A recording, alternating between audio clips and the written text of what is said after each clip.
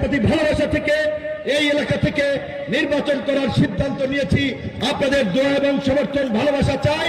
কাজে আজকে তারা ওই চোর দখল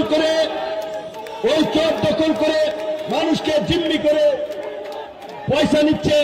আবার তরমুজের সময় ওই তরমুজ টানতে তাদের ট্রলি ব্যবহার করো, ঘাট ব্যবহার করো, ট্রলার ব্যবহার করো, চাঁদাবাজি করবে।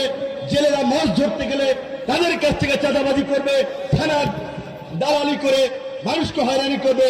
আমরা এই ব্যবস্থা থেকে মানুষকে মুক্তি দিতে চাই।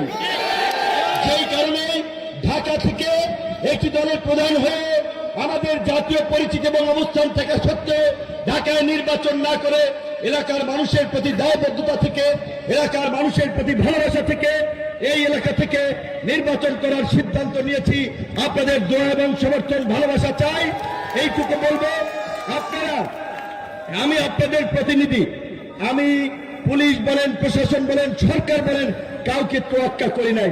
যেটা সত্য সেটা বলে গেছি, মানুষের পক্ষে লড়াই করে গেছি।